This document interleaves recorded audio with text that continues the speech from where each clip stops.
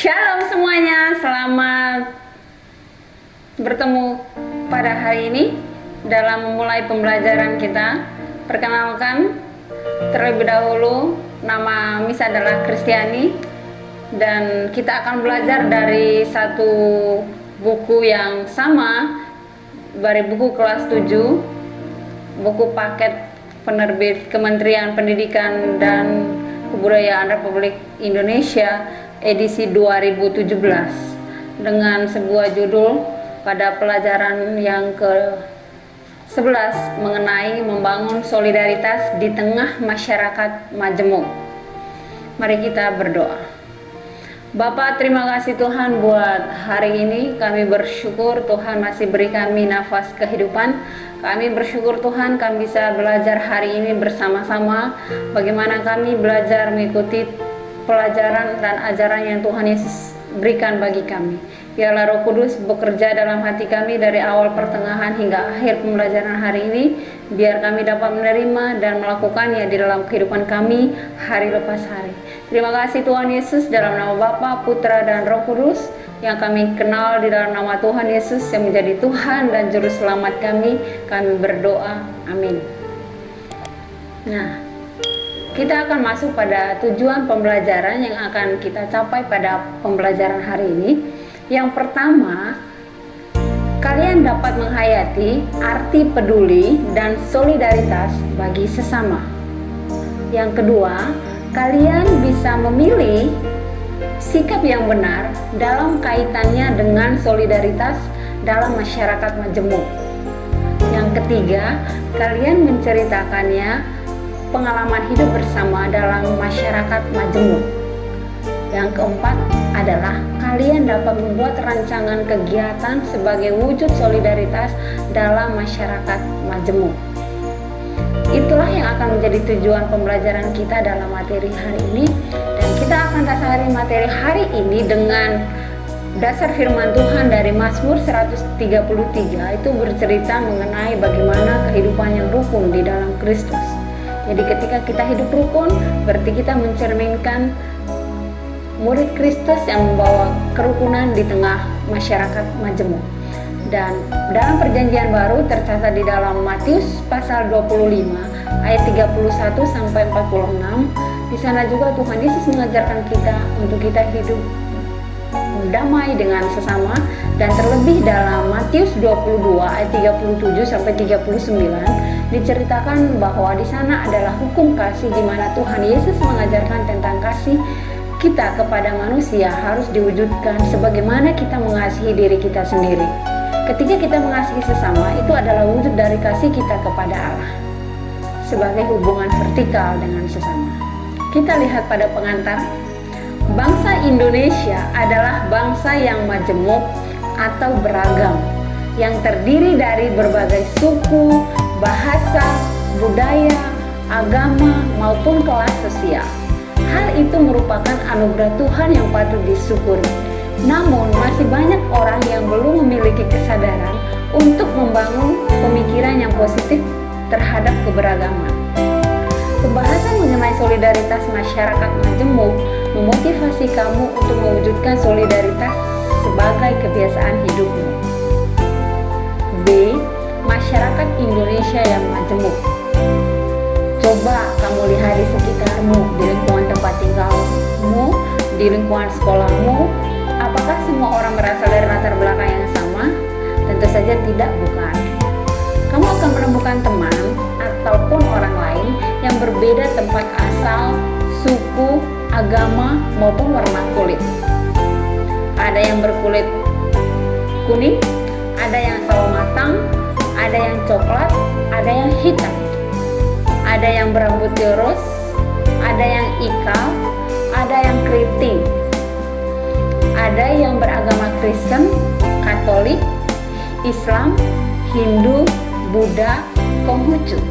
Nah, keberagaman itulah yang disebut majemuk. Bagaimana kamu memandang mereka yang berbeda denganmu? Seringkali masih ada orang yang memandang orang lain yang berbeda dengannya seperti rasa curiga. Akan tetapi dalam ajaran iman Kristen, Kamu diminta untuk bersikap baik dan memandang orang lain secara positif. Masih ingat perintah Yesus untuk mengasihi sesama? Dalam pembahasan ini, kamu akan belajar bagaimana membangun solidaritas di tengah masyarakat atau orang-orang yang beragam atau majemuk. Nah, kita akan lihat kegiatan pertama dari sebuah gambar. Mari perhatikan gambar yang ada di sebelah kanan Miss ini ya. Ini adalah gambar dari rumah ibadah dari ke-6 tempat ibadah yang ada di Indonesia, dan inilah yang disebut dengan kemajemukan yang ada di Indonesia. Bagaimana kehidupan kita membangun solidaritas di tengah kemajemukan seperti yang terlihat di gambar di samping ini. Dan kita perhatikan lagi bahwa ada kemajemukan dilihat dari rumah adat yang seperti di sebelah kanan saya ini. Inilah yang disebut dengan kemajemukan yang ada di Indonesia. Pelajari gambar-gambar di atas dan jelaskan apa yang kamu lihat melalui gambar-gambar tersebut, terutama dalam kaitannya dengan kemajemukan bangsa kita. Kamu boleh mengembangkan imajinasimu dalam mendalami gambar-gambar tersebut. Boleh juga mengaitkannya dengan pengalamanmu. Melihat gambar-gambar tersebut, kamu lebih memahami keadaan nyata bangsa kita yang amat beragam dan tersebar di seluruh tanah air. Gambar-gambar itu menyadarkanmu bahwa kamu adalah anak Kristen Indonesia yang hidup berdampingan dengan saudara-saudara sebangsa dari berbagai latar belakang yang berbeda. Tetapi kita diikat oleh cita-cita bersama untuk menjadi anak Indonesia yang turut serta berjuang dan membangun solidaritas serta berkarya untuk mewujudkan rasa cinta kepada bangsa dan negara kita. Apakah remaja SMP seperti kamu sudah mampu melakukan sesuatu bagi bangsa dan negara? Tentu kamu dapat mewujudkan peranmu sesuai dengan usia dan kemampuanmu. Hal tersebut dapat dilakukan dengan cara kamu menerapkan hidup dalam disiplin, mewujudkan nilai-nilai Kristiani, peduli, solidar terhadap teman, keluarga, dan orang lain, bahkan anggota masyarakat lainnya yang berbeda agama, suku, budaya denganmu. Semua yang kamu lakukan dan pelajari merupakan bekal untuk menuju ke dewasa. Pada saat itulah kamu dapat benar-benar menyumbangkan karyamu bagi bangsa dan negara. Bertumbuh sebagai manusia yang baik, yang bertanggung jawab, dan yang menerapkan nilai-nilai iman dalam hidupmu sudah merupakan bagian dari peran itu. Kegiatan 2, memilih yang benar. Di bawah ini ada beberapa sikap yang berkaitan dengan solidaritas dalam masyarakat majemuk. Tentukan pilihanmu, apakah sikap ini salah atau benar. Lingkarilah sikap yang menurut kamu benar atau salah. Pertama, ketika terjadi banjir di lingkungan tempat tinggalmu, kebetulan rumahmu tidak terkena banjir, keluargamu memutuskan untuk menolong korban banjir. Akan tetapi akan ditolong hanya orang yang beragama Kristen dan sama sukunya dengan keluargamu. Apakah sikap ini benar jika dikaitkan dengan solidaritas dalam masyarakat majemuk? Salah ya. 2. Pada waktu ulangan, kebetulan teman sekelas tidak membawa alat tulis dan kamu tahu kesulitannya, tapi kamu pura-pura tidak mengetahuinya. Dalam hati kamu berpikir itu bukan urusanmu karena seharusnya semua membawa alat tulis masing-masing. Kamu tidak mau menolongnya karena dia berbeda suku denganmu. Salah ya. 3. Ketika pulang sekolah dengan teman-teman, di jalan ada seorang kakek minta tolong pada kalian untuk mengantarnya ke masjid terdekat. Teman-temanmu tidak mau menolong karena kakek itu bukan orang Kristen. Akhirnya kamu sendiri yang mengantar kakek itu karena semua temanmu meninggalkanmu. Ya, sikap yang benar. 4. Di tempatmu terjadi kekacauan karena ada seorang pendatang dari daerah lain yang menyakiti penduduk setempat. Orang di lingkungan desamu mencari semua orang yang berasal dari daerah yang sama dengan orang itu untuk melakukan pembalasan. Sikap yang salah ya. 5. Ada beberapa teman yang mengajak kamu untuk membuat kelompok yang hanya terdiri dari remaja yang agamanya sama dan sama-sama kaya. Juga sikap yang salah. 6. Kamu tahu bahwa temanmu yang beragama Islam tengah menjalani puasa di bulan Ramadan, tapi kamu tetap makan di depan dirinya. Sikap yang salah. Kamu dapat menanyakan pada guru jika kegiatan ini kurang jelas dan kamu dapat mendiskusikan dengan guru mengenai pilihanmu yaitu mengapa kamu memilih benar atau salah. Kegiatan ketiga, mendalami melalui pendalaman firman di dalam Alkitab. Bentuklah 2 kelompok, bisa diskusi melalui media sosial yang ada. Kelompok pertama membaca kitab Mazmur 133 dan kelompok kedua membaca kitab Matius 22 37 sampai 39. Lalu jelaskan pemahaman. Yang pertama kita lihat Mazmur 133 dengan perikop persaudaraan yang rukun. Sungguh alangkah baik dan indahnya apabila saudara-saudara diam bersama dengan rukun seperti minyak yang baik di atas kepala Harun.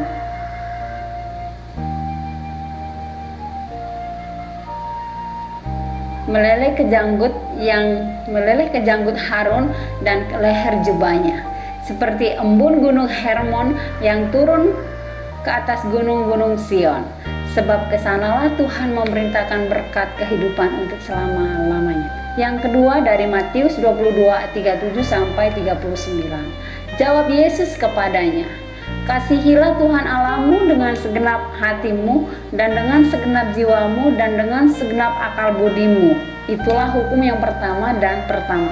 Dan hukum yang kedua yang sama dengan itu ialah kasihilah sesama manusia seperti dirimu sendiri. Bagian C, solidaritas dalam masyarakat majemuk. Kita masuk dalam kegiatan yang keempat, yaitu belajar dari sebuah cerita. Mari kita membaca cerita ini dan kita melihat pertanyaan yang ada. Apa yang menjadi inti cerita ini? Ya, jadi ketika cerita dibaca, dipahami ya.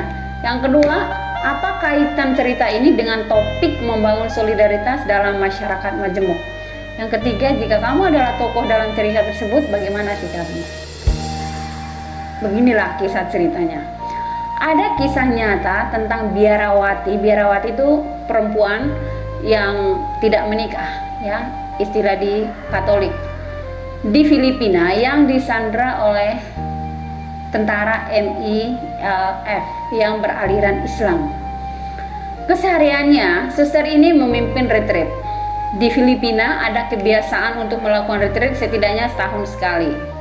Dalam retreat ini biasanya sang suster membimbing peserta untuk menelusuri kepahitan-kepahitan yang tersimpan di bawah alam sadar, lalu berdamai dengannya. Suatu hari, suster ini ditangkap oleh tentara MILF. Selama dalam penyekapan, suster ini dilayani oleh seorang perempuan muslim. Beberapa hari kemudian, suster ini dilepas dan kembali ke susteran. Suatu kali terjadi pertempuran antara tentara pemerintahan Filipina dan tentara MILF. Banyak orang dari kalangan MILF yang tertangkap. Suster mendengar kabar bahwa perempuan muslim yang melayaninya selama disandra juga ikut tertangkap dan ditahan di markas militer. Suster memutuskan untuk mengunjungi perempuan ini. Usai perkunjungan, sang suster bertekad untuk mengeluarkan perempuan ini dari tahanan. Maka dia melakukan upaya pelepasan. Ternyata hal itu tidak mudah. Dia harus meyakinkan banyak pihak mulai dari level terendah sampai tertinggi. Akhirnya kerja kerasnya membuahkan hasil. Militer mengizinkan perempuan ini dikeluarkan dari tahanan. Tapi dengan syarat sang suster harus menjadi pengawasnya dan penjamin tidak akan kabur. Tiap minggu suster harus mengantar perempuan ini untuk melapor ke markas militer. Suster setuju. Suster mengajak perempuan muslim ini ke susteran. Namun timbul masalah. Tidak ada kamar kosong di kesusteran. Maka mau tak mau suster harus berbagi kamar dengan perempuan muslim ini. Mereka pun tidur sekamar berdua. Keesokan pagi, suster bertanya pada perempuan muslim ini, apakah kamu dapat tidur nyenyak semalam? Saya tidak dapat tidur. Aku perempuan muslim. Mengapa? Tanya suster heran. Karena saya merasa takut suster akan membalas dendam dan membunuh saya dengan diam-diam, kata perempuan muslim terus terang. Sejujurnya saya juga tidak dapat tidur semalam, kata suster. Mengapa? Tanya perempuan muslim. Sama sepertimu, saya juga takut dibunuh olehmu. Oke, dari cerita yang barusan kita baca, kita akan menjawab ketiga soal yang di awal sebelum cerita ini. Apa inti dari cerita tersebut? Intinya adalah bagaimana kita membangun kehidupan solidaritas di tengah masyarakat majemuk di antara Islam maupun Kristen. Kita harus memiliki sikap yang baik di dalam menolong, bukan dilihat dari agama. Jadi ketika kita membangun hubungan yang baik dengan orang lain atau membantu orang lain dalam kesusahan, bukan dilihat dari agama, suku, atau level pendidikan yang sama, tapi dari sikap hati yang mau menolong sebagai sesama manusia. Yang kedua, kita lihat apa kaitannya cerita tersebut dengan membangun solidaritas dalam masyarakat majemuk.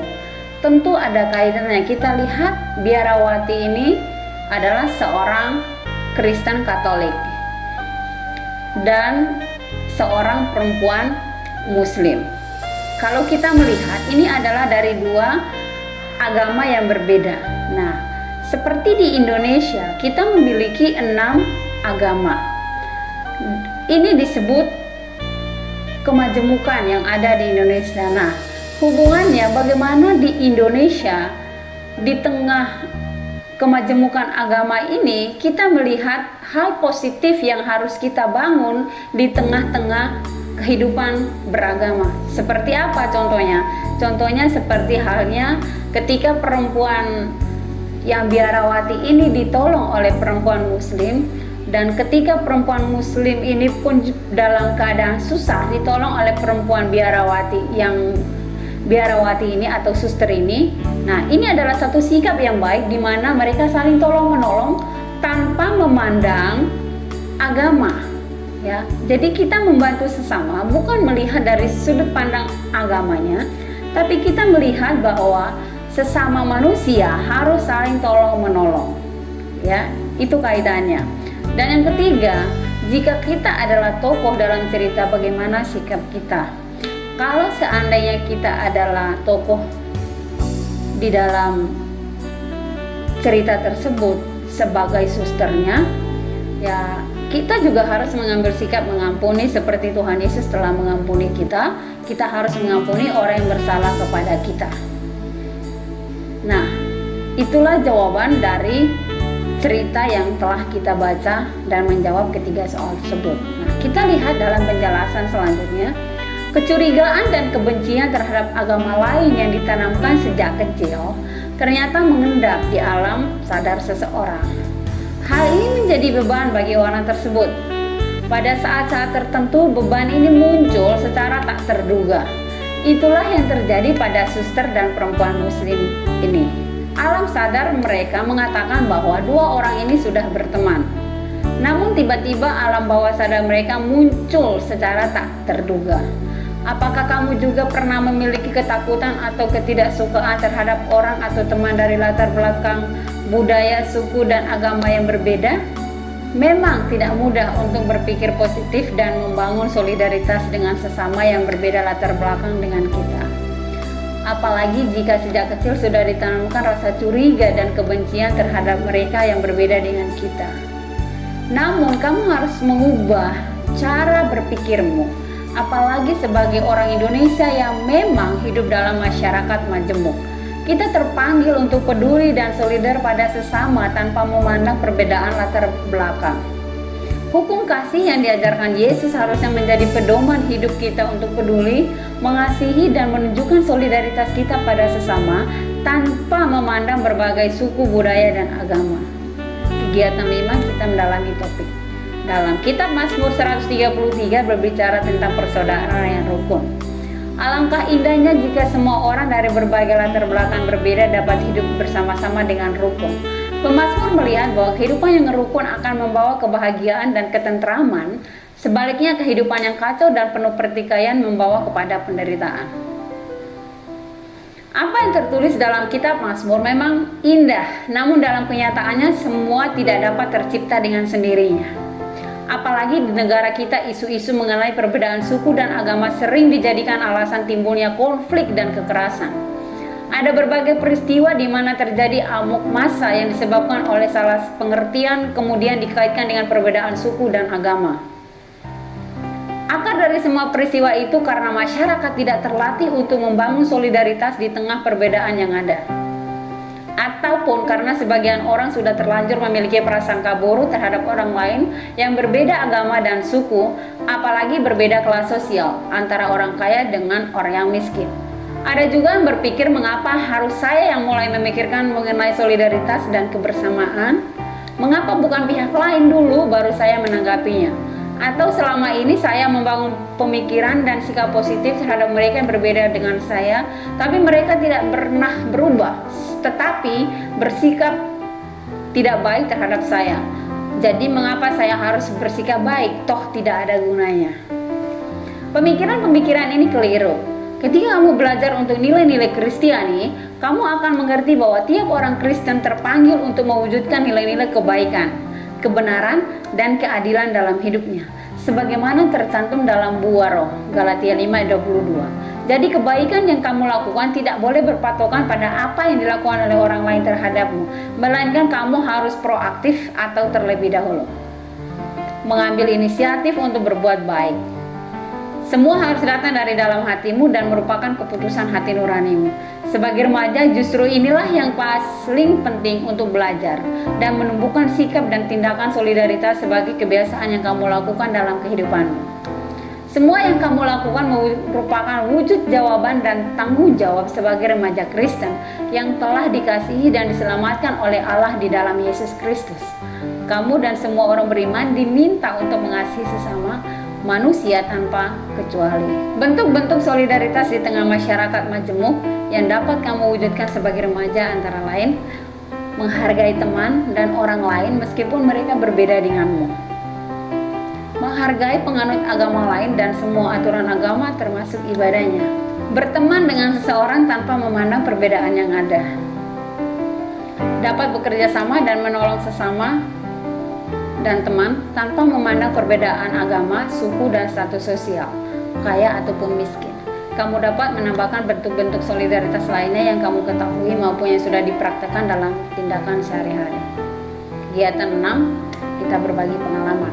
Kamu dapat berbagi pengalaman dengan teman-teman mengenai bagaimana hidup bersama dalam masyarakat yang beragam.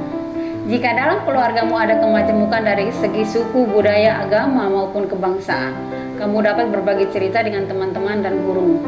Ceritakan bagaimana kamu dan keluargamu membangun kebersamaan di tengah berbagai perbedaan yang ada. Kamu juga dapat berbagi cerita mengenai bagaimana masyarakat sekitar atau jemaat di gerejamu membangun kebersamaan dalam perbedaan. Guru akan memandumu dalam kegiatan ini. Kegiatan 7. Merancang proyek solidaritas. Kamu dan teman-teman sekelasmu dapat merancang kegiatan untuk menunjukkan solidaritas dalam masyarakat majemuk sesuai jenis kegiatan dengan situasi dan kondisi di sekolah dan daerahmu. Misalnya, seperti contoh berikut: membersihkan rumah ibadah agama lain bersama teman-temanmu dari berbagai agama, mengunjungi orang-orang jompo atau keluarga yang kurang mampu dari berbagai agama dan memberi bantuan sesuai kemampuanmu, mengunjungi rumah ibadah secara bergiliran dan beramah tamah dengan pimpinan rumah ibadah setempat. Rangkuman dari pembelajaran kita hari ini yaitu masyarakat Indonesia adalah masyarakat yang majemuk. Itu merupakan kenyataan yang harus diterima dan disyukuri oleh semua elemen bangsa. Sebagai remaja Kristen, kamu dapat belajar menghargai perbedaan yang ada dan belajar untuk membangun solidaritas bagi sesama teman maupun masyarakat yang berbeda denganmu. Kamu dapat mewujudkan solidaritas dalam ketulusan dan bukan kepura-puraan, terutama dengan mengacu pada hukum kasih yang mensyaratkan tiap orang beriman mengasihi sesama tanpa kecuali. Kamu tidak dapat mengatakan bahwa kamu mengasihi Tuhan jika kamu tidak mengasihi sesama. Tugas yang harus kalian baca adalah bacalah kitab 1 Samuel pasal 20 yang akan dibahas pada pertemuan berikutnya. Mari kita berdoa. Bapa, kami bersyukur Tuhan buat hari ini kami telah belajar firman-Mu bagaimana kami hidup membangun solidaritas kebersamaan di tengah-tengah negara Indonesia, baik di rumah tangga, baik di sekolah, baik di gereja, di masyarakat, di dalam segala sosial kami. Tuhan, biarlah Roh Kudus memampukan kami untuk kami hidup berdamai dengan orang lain dan menyadarkan kami selalu bahwa Allah beserta dengan kami dimanapun kami berada, sehingga hidup kami menjadi berkat bagi sesama selas dimulai kami masih remaja. Terima kasih Bapa di surga. Kami serahkan kehidupan kami ke dalam tangan kasih-Mu dan kami percaya Tuhan memberkati setiap kami. Dalam nama Tuhan Yesus kami berdoa. Amin. God bless you.